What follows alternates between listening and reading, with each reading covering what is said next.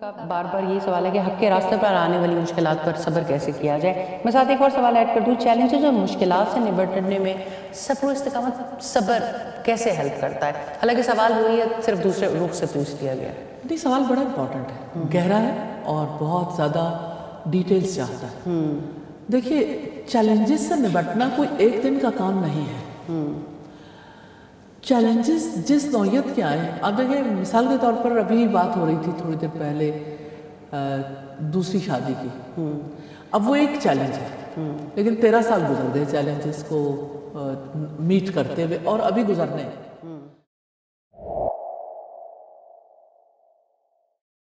سبيل الدموع سبيل مريح۔ بار بار یہ سوال آ رہا ہے کہ ہمیں جو سوسائٹی سے مخالفت اختیار کرنی پڑتی ہے یا ہم اپنے عقائد کی اصلاح کر لیتے ہیں، تو اس کے معاملے میں ہم کس طرح سے صبر سے کام لیں؟ وہ مشہور شعر ہے، تندی باد مخالف سے نہ گھبرائے عقاب، یہ تو چلتی ہے تجھے اونچا اڑانے کے لیے۔ یہ ویسے یعنی چونکہ کامن ہو گیا تو لوگوں نے اسے یعنی ایک روٹین کی بات سمجھ لی، ورنہ گہری بات ہے۔ کیونکہ مخالفتیں جب آتی ہیں تو انسان کے لیے استقامت کا راستہ آسان ہو جاتا ہے، کیونکہ راستہ بن جاتا ہے، اسے پتہ ہوتا ہے کہ اب میں نے یہاں پہ جم جانا ہے۔ ورنہ روٹین میں تو انسان کبھی یعنی سہولت کے ساتھ چل پڑتا ہے، کبھی رک جاتا ہے۔ اتنی زیادہ استقامت، اتنی زیادہ صبر کرنے کو اسے موقع نہیں ملتا۔ مخالفت کی وجہ سے صبر کرنا ممکن ہو جاتا ہے اور صبر پر اجر ممکن ہو جاتا ہے۔ اب بات یہ ہے کہ نیکی پر ڈٹ جانا، آپ یہ دیکھیے نا، جیسے فرض کریں کہ آپ گاڑی چلاتے ہیں، جہاز اڑتا ہے، تو اڑتا کیسے ہے؟ یعنی کیا جہاز کو ریزسٹنس فیس نہیں کرنی پڑتی؟ کیا گاڑی کو ریزسٹنس فیس نہیں کرنی پڑتی؟ جتنی ریزسٹنس ہوگی اتنی تیزی سے راستہ آگے بنے گا، لیکن فیول چاہیے، تو ایمان کا فیول ہوگا نا، اور علم ہوگا اور دلیل کی روشنی ہوگی، تو پھر جانا آسان ہو جائے گا۔ بہت خوبصورت یہی سوال ہے کہ لوگوں کا بار بار یہی سوال ہے کہ حق کے راستے پر آنے والی مشکلات پر صبر کیسے کیا جائے۔ میں ساتھ ایک اور سوال ایڈ کر دوں، چیلنجز اور مشکلات سے نمٹنے میں صبر و استقامت صبر کیسے ہیلپ کرتا ہے؟ حالانکہ سوال وہی ہے، صرف دوسرے رخ سے پوچھ لیا گیا۔ نہیں، سوال بڑا امپورٹنٹ ہے، گہرا ہے اور بہت زیادہ ڈیٹیلز چاہتا ہے۔ دیکھیے، چیلنجز سے نمٹنا کوئی ایک دن کا کام نہیں ہے۔ چیلنجز جس نوعیت کے آئے، آپ دیکھیں مثال کے طور پر ابھی بات ہو رہی تھی تھوڑی دیر پہلے دوسری شادی کی، اب وہ ایک چیلنج ہے، لیکن 13 سال گزر گئے چیلنجز کو میٹ کرتے ہوئے، اور ابھی گزرنے ہیں۔ اللہ سبحانہ تعالیٰ انہیں ایمان والی زندگی دے، اور عافیت والی اور سلامتی والی اور چیلنجز کو فیس کرنے والی بھی، کہ اس کا حق ادا کر سکے۔ لیکن آپ دیکھیں کہ جب کبھی چیلنج آتا ہے نا، تو اس کو فیس کرنے کے لیے نیچرلی سب سے پہلے تو یہ ہے کہ کنٹرول۔ اگر ایک ڈرائیور سٹیئرنگ پہ بیٹھا ہے، سٹیئرنگ اس کے ہاتھ میں ہے، تو آپ مجھے یہ بتائیے کہ وہ کنٹرولڈ رکھے گا تو گاڑی زیادہ بہتر چلے گی، یا اسے چھوڑ دے؟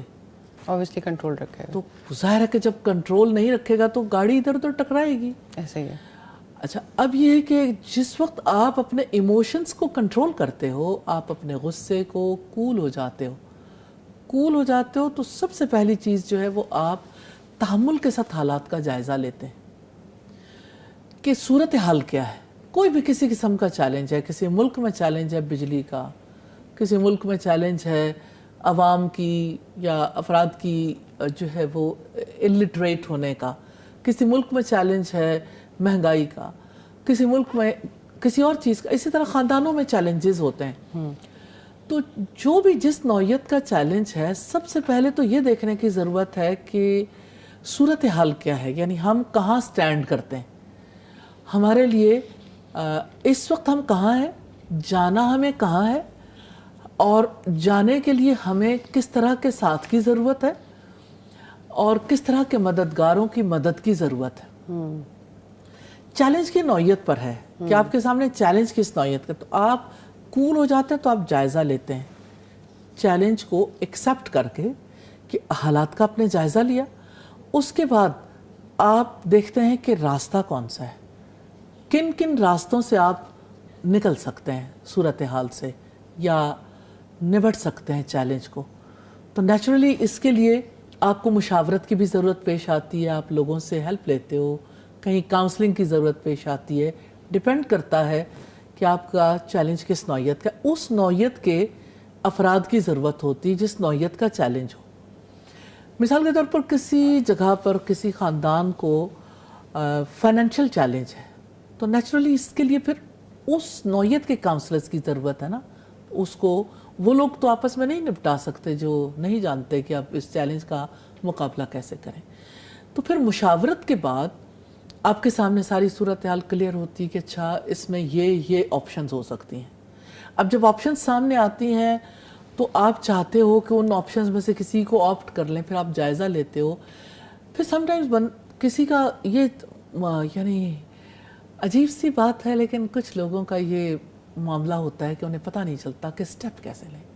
ایک چیلنج کو نبٹنے کے لیے آپ آغاز کہاں سے کریں، ان کو پش کی ضرورت ہوتی ہے. تو ایسے لوگ انہیں چاہیے ہوتے ہیں جو انہیں پش کر سکیں کہ انہیں، جیسے وہ آپ نے پڑھی ہوگی سٹوری ہز فرسٹ فلائٹ. تو ایک سیگل جو ہے وہ اڑنا چاہتا ہے، چیلنج ہے اس کے سامنے، اس کے اندر خوف ہے اور وہ نہیں اڑ پا رہا. تو اس کے لیے اس نے یعنی وہ تو سمٹا بیٹھا ہے اور وہ کہتا ہے کہ چلو ٹھیک ہے جیسے کیسے بھی ہے یہیں جی مار لیں گے، کیونکہ اسے آگے کا پتہ نہیں ہے. لیکن اس کی ماں اور اس کے بہن بھائی سب کس طرح سے اس کی ہیلپ کرتے ہیں. کبھی اسے پیار سے مناتے ہیں، کبھی اس کو بھوکا رکھتے ہیں، کبھی اس کو جو ہے وہ ٹیررائز بھی کرتے ہیں، سچویشن ایسی پیدا کر دیتے ہیں. بالآخر اس کو اتنی ہمت دلاتے ہیں تو وہ ہمت کرنے کے لیے تیار ہو جاتا ہے. تو جب کوئی صبر کے ساتھ چلتا ہے، وقت کا انتظار کرتا ہے، تو اس کے اندر یہ ایک اور چیز ہے جو چیلنج کے لیے آپ کو ہیلپ دیتی ہے، اور وہ یہ کہ آپ حوصلہ کرنے کے قابل ہو جاتے ہیں. عزم اور حوصلہ بڑی چیز ہے. اب جب ایک انسان حوصلہ کر لیتا ہے، عزم کر لیتا ہے، تو اللہ سبحانہ تعالیٰ یہ چاہتے ہیں وَإِذَا عَزَمْتَ فَتَوَكَّلْ عَلَى اللَّهِ، کہ جب آپ عزم کر لو، پختہ ارادہ کر لو، تو پھر اللہ پر بھروسہ کرو. عزم کرنے کے لیے آپ کا اسباب اختیار کرنا بھی ضروری ہے.